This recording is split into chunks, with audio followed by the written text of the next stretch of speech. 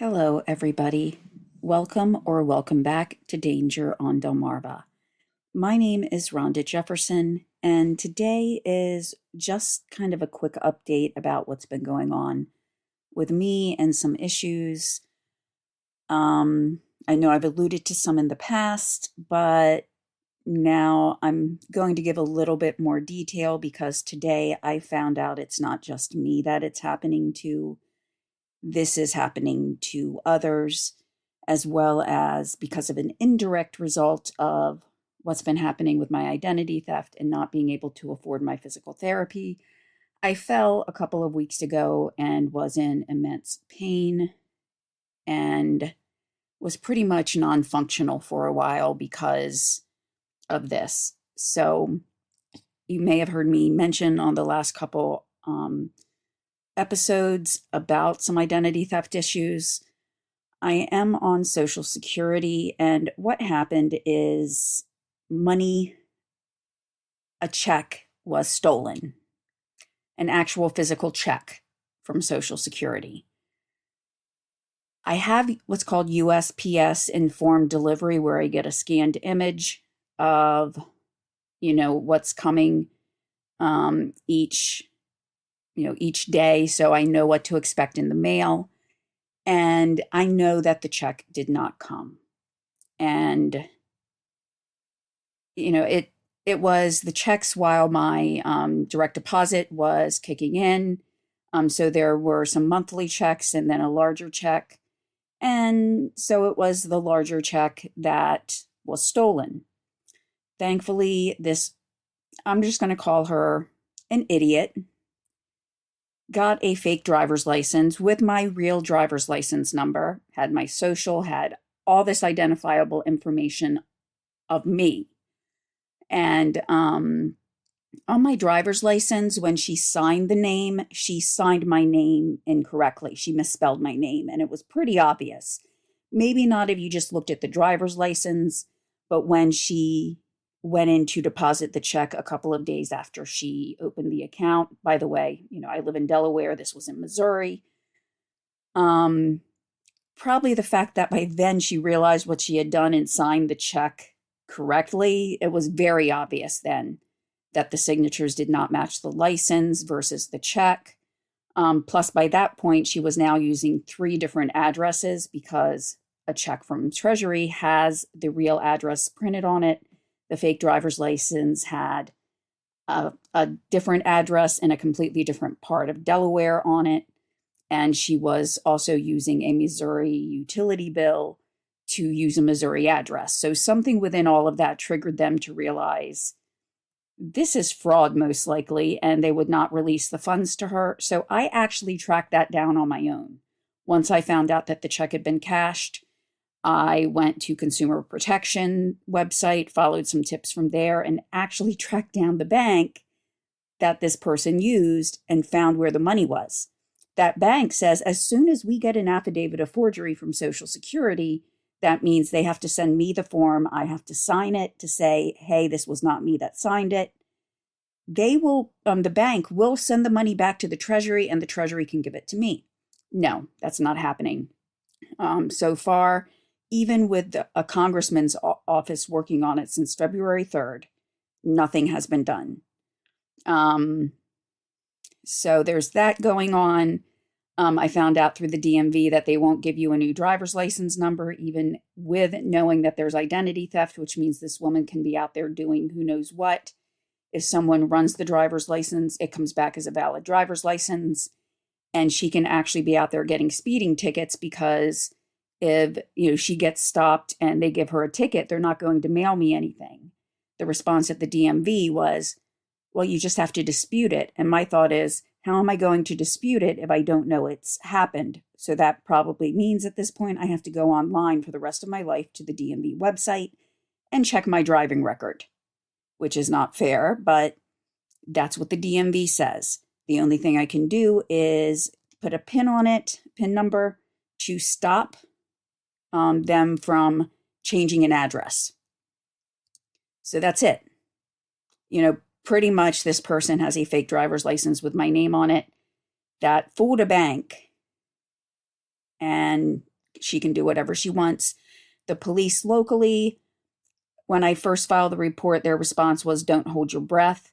And even after I tracked down where this bank was and a picture of the driver's license, their response to that was, well, we'll just show the license around and see if anybody knows her. And that was it. So, they just basically, even the law enforcement in Missouri, you would think the bank that this person tried to commit fraud on would file a report, but no, that's not being done either. But, again, one of the main things that I've always thought about is there are a lot of people who would not know how to go online and look for some of this information and try to find it out. And so, I've always been interested in computers, nothing to the point of coding or anything, but what I mean is I've always kept up with new apps, new technology as much as possible. I might not necessarily like using it all the time. I'm not a big social media user. But I still try to stay familiar with it, because I know that's the future. Everything is going, via cell phones, apps, computers, technology based. So there are a lot of people, if this had happened to some of my family members, like my dad or my aunt or uncle, they would have had no idea where to go. They may not even realized anything had happened. And so that's always been in my mind, this is not fair, especially for those who may not even realize this is occurring. Then when I fell, it just kind of made me even more angry because I had to stop going to physical therapy because I could no longer afford it. When the new year rolls over and your deductibles, renew, my husband's deductible, it's over $5,000 per individual, or something like $7,800 max out of pocket. So, after you hit the deductible, you have to pay a percentage until you hit the max out of pocket. So I couldn't afford it anymore. And his year is kind of an odd year. It doesn't go from January 1st to December 31st. It starts in February. And so I'd had to quit physical therapy, and that helped with my balance, my muscle control, everything like that. So I fell on my ramp, which, it's kind of, I don't know, kind of ironic that, my ramp's supposed to be there to help me walk, and then I just fall on it really hard.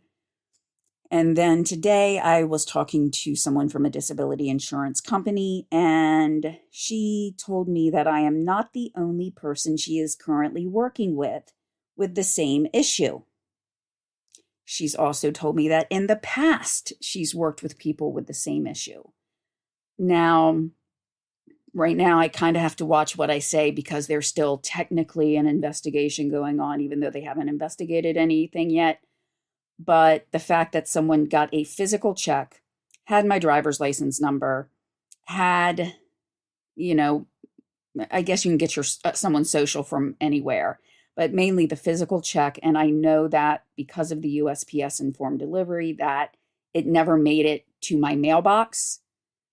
It just makes me really question how that check got diverted to someone else.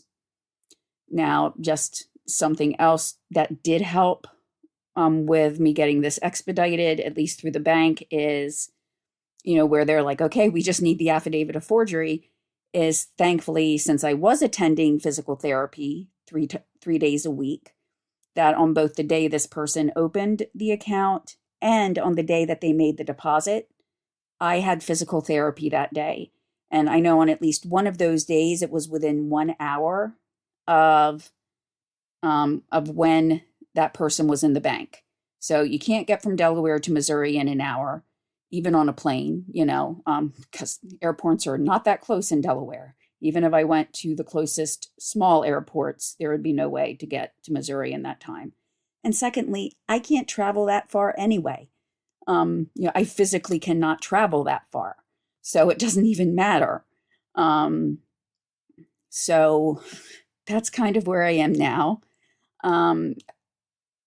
Just hoping to get this resolved. I didn't want to put a lot of my information out like this, but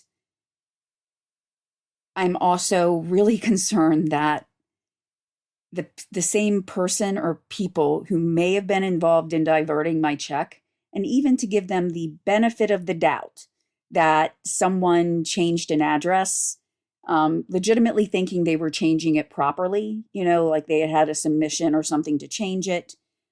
What if they're now in charge of sending out the papers and they're scared of getting in trouble, so they're not sending them out? Now, again, that's kind of my conjecture, but that's the only thing I can think of at this point, because I've done all the research. It's not like they have to find out where the money is. I have documentation to show it cannot be me. I have, the picture of the person involved, yet they haven't done anything. And so just all of the factors have come in to combine where I'm like, I can't not get that out to everybody now, especially knowing that it is happening to other people.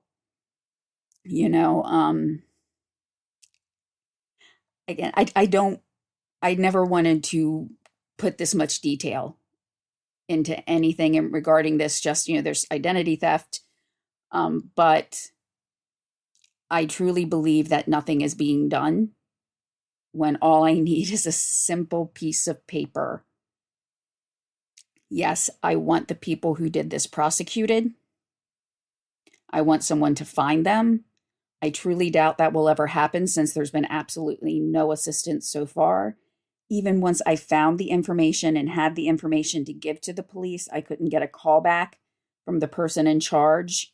Or, I even emailed them, and I think it was like 2 weeks before they called back. I know there's violent crimes to consider, but at the same time, when someone is literally giving up her health, when her health is being affected, I think that, is something that needs to be considered as well. And I know this may sound like it's going to the extreme, but, I think they should be charged with an assault too. I fell. I probably would not have fallen if I had been able to continue physical therapy and keep up my balance, exercises and things like that.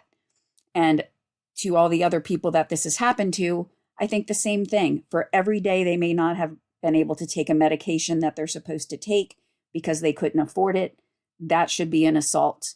If anybody else has a similar issue where they've fallen, where they couldn't afford, say, a new walker or a cane or something like that, that should be an assault because it's hurting that person.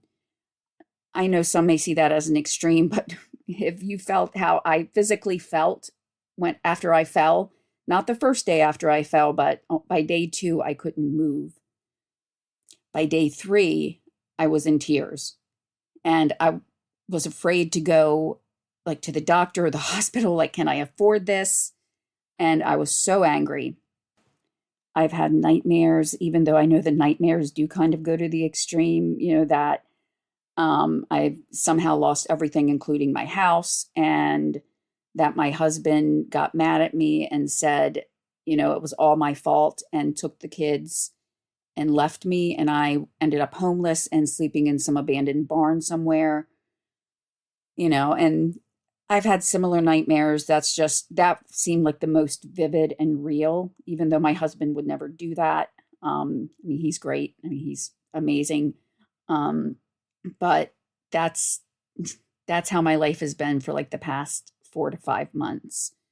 And there just seems to be no hope in sight as far as getting this resolved. And it's kind of scary what goes through your mind at times. I've even felt guilty for surviving, with my first diagnoses. I was hospitalized for a while. I felt bad for actually surviving, thinking that my family would be so much better if I hadn't, because my kids could have gotten my Social Security, my husband could have gotten my life insurance, and it just would have been so much better off. And I'm only thinking that now, not, in years past. It's only since the financial hardship has come up from the Social Security issue and having my money stolen. I worked for 5 years after my doctor said I should stop working, because I always felt that as long as I could be a productive member of society, I should be working. And I worked as long as I could until I was spending basically more time at my doctor's or the hospital than I was, at work. So I don't like thinking or feeling guilty that I actually lived, because I want to see my children graduate. My sister had a similar illness, in the same, family type of illness, which is how they actually came up with my diagnosis, because it's a pretty rare disease. So they were having trouble diagnosing it. But she had passed away the year before my official diagnosis, even though I'd had symptoms for years. And, her daughter was just a few weeks away from graduation. So she didn't get to see either one of her children graduate. And that's always been like my goal. And I have just over 2 years till my oldest graduates, just over 3 years till my younger son graduates. And, the fact that this theft has made me feel guilty for surviving, that's just made me even more determined, because it sometimes feels like those in charge of resolving this within the government just kind of wants to push me away, or think that she'll just go away. She'll give up. Well, not when it comes to the fact that my health is being affected, my family's well-being is being affected, and I'm not giving up. So I could probably ramble for a lot longer, but I wanted to give everybody an update. I signed up for a free trial subscription for a newspaper site. So I will be it's a short trial, but I'm going to be trying to download some articles for at least a few stories. So I have those covered, but it may still be a couple weeks before I can get out another article, because I'm still very tired and kind of fatigued and hurt from the fall. And like yesterday, I spent, I don't know how long working on just this issue, which is ridiculous. But if you do know someone who is going through something with Social Security, or, any type of agency, reach out to your congressman's office. I've been working with Congressman Coon's office. None of the other ones would respond to me. There's one other congressperson and a representative from Delaware, and the one congresswoman hasn't responded at all, even though I tried to contact her through Instagram, phone number, the contact section on her webpage. Didn't happen.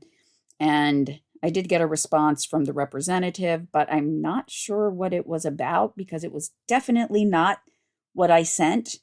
It had absolutely nothing to do with the concern and the plea for help that I sent back in February. So I have absolutely no clue what their response was about.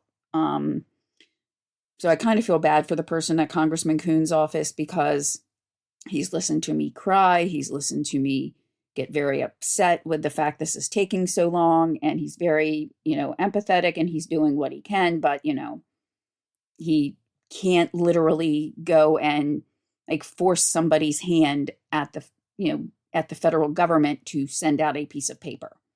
So he's trying, though. He's trying to escalate the situation, and says that the office has requested an investigation in on this, which I'm glad hopefully somebody is investigating.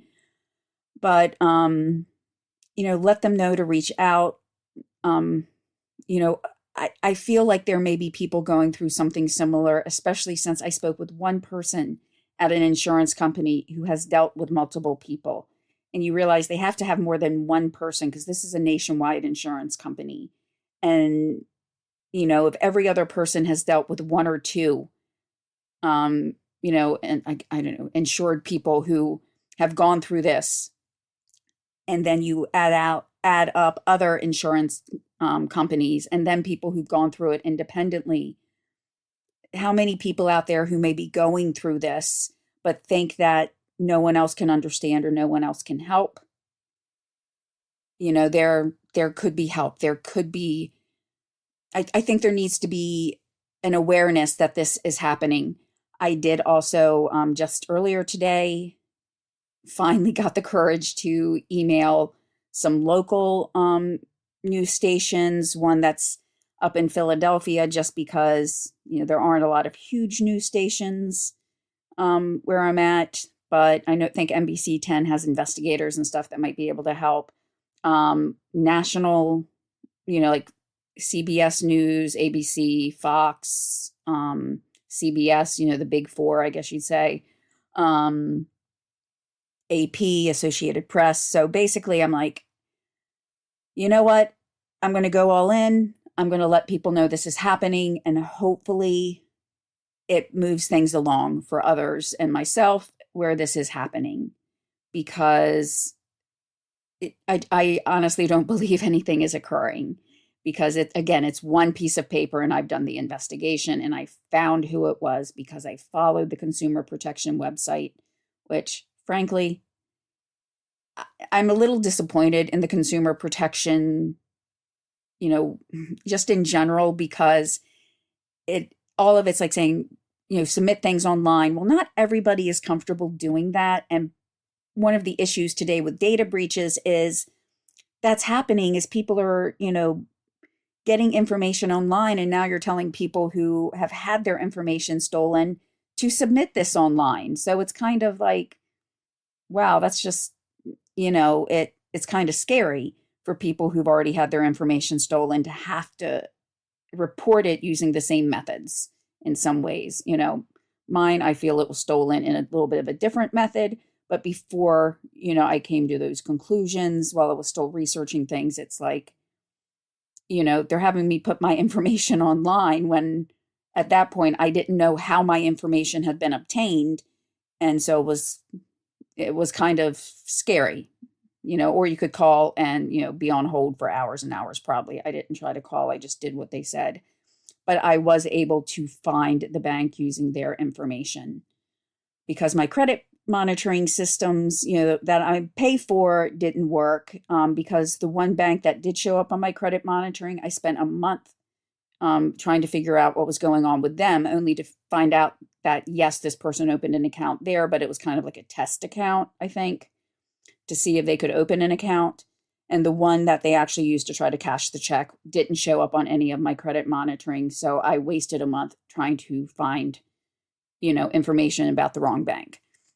So anyway, again, like I said, I could probably babble on for ages, but I just wanted to give an update, let everybody know what was going on. And I do hope to have some information or a new episode out in hopefully within about a week and a half, 2 weeks.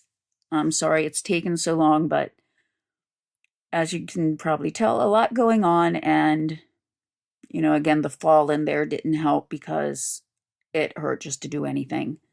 Thank you all for hanging in there and continuing to listen. I'll talk to you soon. Bye.